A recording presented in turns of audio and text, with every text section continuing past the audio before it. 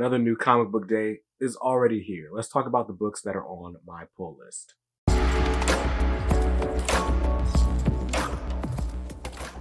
Welcome back to Comics Are Dope. I'm BJ Kicks, and this is The Pull List, my weekly video series where I take a look at the books coming out on this coming up new comic book day. In this case, we're talking about Wednesday, June the 7th. I almost said September, but June 7th. We're looking at the books that are coming out that day. I'm going to tell you what's on my pull list, which books are on the chopping block, and what's on the maybe list. Things I'll be making a game day decision on since I got to stay under a pretty strict budget. Now, this week, there are a lot of books coming out. I have like right at my budget max. And so, yeah, a lot of books coming out. Some I'm excited about, some a little bit less so, but there's nothing I'm more excited for this week than Shazam, issue number 2 from DC Comics, written by Mark Waid with art by Dan Mora. And honestly, I really don't need to say anything else to sell this issue. If you have not seen Dan Mora's artwork as of late, grab this issue and then grab issue 1 as well. If you've not been reading Batman Superman World's Finest by Mark Waid, if you didn't read Shazam issue number 1, look, Mark Waid is doing fun things in comics. The Batman Superman World's Finest doesn't necessarily feel like it's in continuity, although it is in continuity. It's just in like an unspecified time in the past. And so he's got this really fun creative liberty that he can take to bring like sort of Bronze Age feeling to some of your favorite characters. That's World's Finest. We're talking about Shazam. So Shazam issue number 1 came out, well, last month, obviously. And I enjoyed it a lot. It was a very kind of like, not necessarily by the numbers, but a familiar feeling Shazam book. If you like the Shazam movie, then I feel like it fits right in with that. Not necessarily the same tone exactly or anything like that, but if you just like the story of a little kid that ended up with superpowers and turned into an adult with superpowers, like, you'll like Shazam number 1. And that's pretty much what I enjoyed about it. The whole book was filled with like this sort of sense of wonderment that I just really adore about Shazam. But it does end with something interesting. And in issue 2, we got to figure out like what the fallout is and just why Billy Batson is being so mean. So I'm excited to see that. It's got a cover price of $3.99. I'm grabbing cover A. And since that's a DC comic, let's go ahead and talk about the rest of the DC books on the list this week, starting with Batman, issue 136. Now, I haven't finished issue 135. I'm kind of behind again on all my pulls because it's been crazy at work. But so with Batman 136, obviously it's starting a brand new story arc, a new era for Batman, and we're counting down to the Gotham War, which is an event, a crossover headed up by Teenie Howard, who's writing Catwoman, and Chip Zdarsky, who's writing Batman. That's going to get started here in a couple of months. But for now, we got to establish a new status quo for Gotham, figure out, what happened while Bruce was gone. Can he, reestablish himself as this Gotham's Batman once again? So that's going to be interesting. I got to get caught up. Issue 136 of Batman is out this week with a cover price of $4.99. I'm grabbing cover A. And the next book on the pull list is Dark Knights of Steel, issue number 11. Dark Knights of Steel, written by Tom Taylor. I know the artist that started out on it was Yasmin Putri. I'm not sure if she's still the artist on the book, but it's been a good book. I think what's kind of slowed this down just from a critical standpoint, like all the acclaim around it, has been the release schedule. I feel like these issues come out like every 2 months or so. And the story doesn't let up. The story's not any worse because of it. It just feels like it's lost a bit of steam. But just judging it from the content of the pages and not the surrounding schedule, I'm really, really curious about where this is going. We've only got 2 issues left, this one and issue 12. And we've learned something about the Green Man that, let's just say, I didn't expect. And this is a good series. This is going to be great to read and trade. And that's all I've got to say about it. If you haven't been reading it, I'd probably wait for the trade.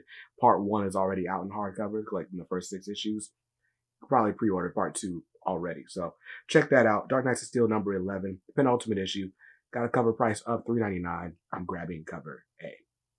And the next DC book on the pull list is The Flash, issue 800. So this is bittersweet. It is the final issue of Jeremy Adams' Flash run, and he's only one of the writers telling the story in this issue. And I guess the sweet part is that we got a new era for Flash starting. Wally West, thanks to the work of Jeremy Adams, has been sort of propped up as the Flash for this era of DC. And this book is a celebration of Wally West. So you're going to have stories from Jeff Johns, from Joshua Williamson, as well as Cy Spurrier, who is going to be taking over Flash from issue 800 moving forward. So you want to see a little bit of what's been making Flash so great over the last year and a half? Check this book out. And if you want to know what's going to be great about Flash in the future, check this book out. Either way, check this book out. Cover price on Flash issue 800 is, where am I at? $4.99. And I'm grabbing cover A. And the last book on my DC Comics pull list this week is the New Talent Showcase, the Milestone Initiative, issue number 1. It's a one-shot. So you guys have heard me talk about the Milestone Initiative. Basically, it was a summit that DC put together with Milestone and partners over at Ally Financial to basically do like a sort of boot camp for people who are aspiring to be in the comic book industry, who maybe had success as independent creators, but didn't have like mentorship from big two mainstream talent. They got that mentorship and they went to a summit in LA where they learned from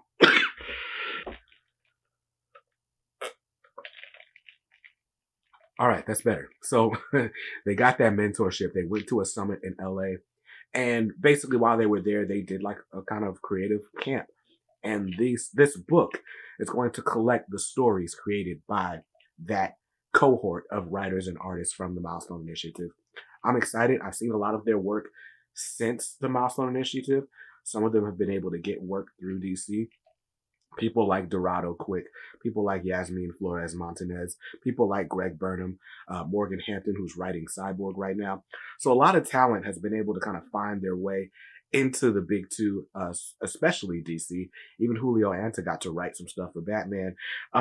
But I'm really excited to see the stuff they created while they were in this program. Some of their first works, some people getting their first professional credits in this book. It's going to be dope. And it's got a cover price of $3.99. I'm grabbing cover A, which is laid out by Dennis Cowan and drawn by like pretty much all the artists in the initiative. So that's going to be cool. And that rounds out the DC Comics pull list. So if I just stick to the list, my DC books are going to cost me $22 this week. Now, let's move over to the House of Ideas. Over at Marvel Comics, there's quite a few books on the list, most of them X-Men related, except this one, Fantastic Four, issue number 8. Now, I've really enjoyed Ryan North's Fantastic Four. I wasn't quite ready for issue 7 to be a huge oversized anniversary issue, so no, haven't finished it quite yet. But what I've enjoyed about Ryan North's Fantastic Four is the sort of one and done nature of the stories. This is a bit of a departure from that in that it will be a 2-part story arc. This issue seeing Sue Storm and Alicia Grimm basically having to team up and fight some interesting version of themselves or the world around them. I don't quite know just from the solicit, but I'm excited to read it because I've really enjoyed Ryan North's Fantastic Four. It does get a little sciencey, like I feel like it gets a little bit in the weeds trying to explain some of the wacky science behind Fantastic Four, but it's always in a fun way, so I don't necessarily mind it. That's got a cover price here, though, of $3.99. I'm grabbing cover A. All right, now I put my drink down. Let's talk about all these X-Men books on the pull list, starting with Immortal XMen, issue number 12. Immortal XMen. Who is writing Immortal XMen? Jeez. Huge mind blank. But Immortal X-Men and X-Men Red have been like the twin pillars of the whole X-Men universe. Immortal is written by the guy who just did the event, who was also writing Eternals, Kieran Gillen. Kieran Gillen's writing Immortal X-Men. Anyway, there's an empty seat on the Quiet Council. It's got to get filled. Colossus has been mind controlled for like the last 18 years. So, hey, who's helping to make these decisions? And that's gonna be the crux of this issue. Cover price on this one is $3.99. I'm grabbing that cover A by Mark Brooks. And the next X-Men book on the pull list is X-Men, issue number 22. X-Men written by Jerry Duggan. We are like kind of hurtling toward the Fall of X storyline. It's going to take place this fall. We've been in the Krakoa era for the entire three, four years that I've been in the comics. We've had the X-Men on Krakoa, resurrecting, trying to live on their own as a little free society, influencing the world psionically and telepathically and through commerce. And they've built this sort of empire as Krakoa.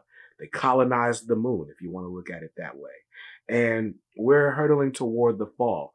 The forces of Earth, of humanity, even of machine-dom, that don't want the human or the mutants running the world, obviously have something to say about all this. And I'm excited, even though it's kind of bittersweet. This whole era of X-Men has been ups and downs. And I'm going to be sad to see it go, but excited to see it go at the same time. Anyway, in the meantime, we're building up to how this is all going to happen story-wise.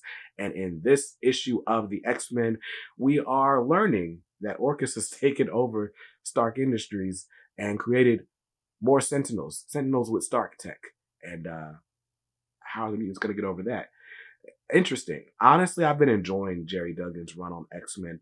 I feel like the sort of overarching stories in Kieran Gillen's X-Men and all that, or Immortal XMen, have kind of overshadowed the sort of daily adventures going on in the X-Men.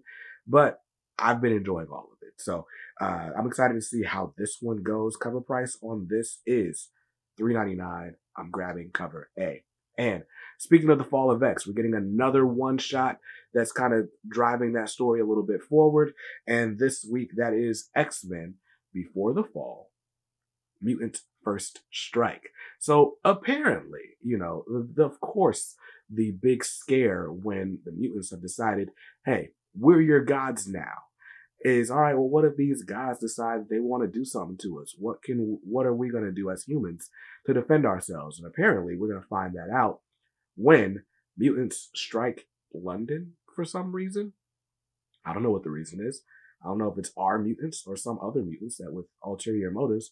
I don't know. We're going to find out in this one shot. It's got a cover price of $4.99. I'm grabbing cover A, and that rounds out the Marvel pull list this week. If I stick to the list, those are going to cost me $17. Now, let's move over to the indies. There's only 2 indie books on the list, and I guess I should address this first. There's 2 indie books on the list because I did drop one. I'm not going to pick up Maleficent issue number 2 because I didn't read Maleficent issue number 1.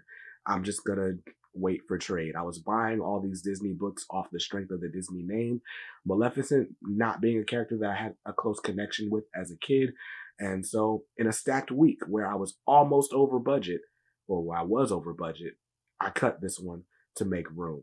But hey, if I find out, if I go back and read issue 1 and I love it, I'm confident that Maleficent number 2 will still be in the store next week, and I'll probably go grab it then. But Maleficent's on the chopping block. Now, let's move on with the rest of the pull list with The Ambassadors, issue number 6. The Ambassadors, this is the final issue, written, of course, by Mark Millar, with art on this issue by Matteo Scalera, who they've been teasing for like the whole time this series has been going on, that Mark Millar and Matteo Scalera have another series coming up in the fall. I don't know. I feel like your mileage might vary with Mark Millar. I've enjoyed this series, but I know he can be brutal and crass and stuff in other things. So I'll probably check in and check out just for Ambassadors. I've enjoyed the 4 issues I've read. I've not read issue 5 yet. And here we are. Issue 6 is already here because they were putting them out every 3 weeks. So Ambassadors number 6, all in all, I feel like they got to do more with this team. All they've done is assemble the team. There's got to be a part 2, a volume 2, right? But for now, this is the end of the miniseries. So cover price on this one, $5.99. I'm grabbing cover A. And The last book on my pull list this week is The Walking Dead Deluxe, issue number 64. And you know why The Walking Dead Deluxe is still on my pull list. And the cover price on it, it's $3.99. It's The Walking Dead in color. And it's got covers by David Finch. And I'm a sucker for a good David Finch cover. And I'm going to custom bind those all together when the other 100 issues finish coming out over the next 2 years. How many issues is The Walking Dead? Anyway, cover price $3.99. I'm grabbing cover A, and that's the end of the pull list. So, by not grabbing Maleficent, I saved $4. My indie books are going to cost me $10 this week, which brings my grand total up to $49. Yes, before taxes and my subscriber discount, I am $1 under my $50 budget. How's that for being frugal? I tried. I don't know. I might end up buying Maleficent anyway.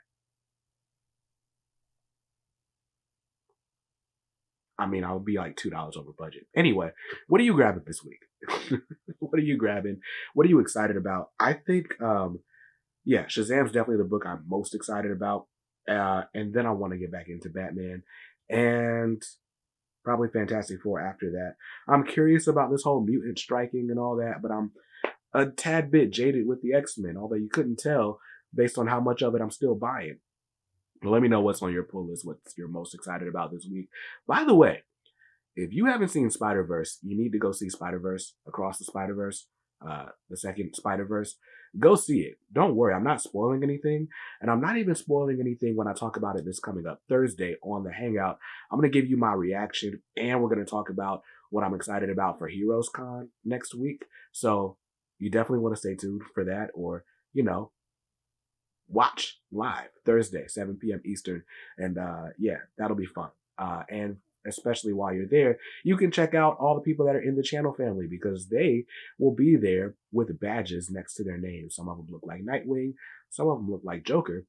All of them are valued members of the family who make content on this channel possible. So huge thank you to you guys. And I'll see you all in the next video real soon. Until then, stay safe, stay awesome, and make sure you read something dope today. Peace.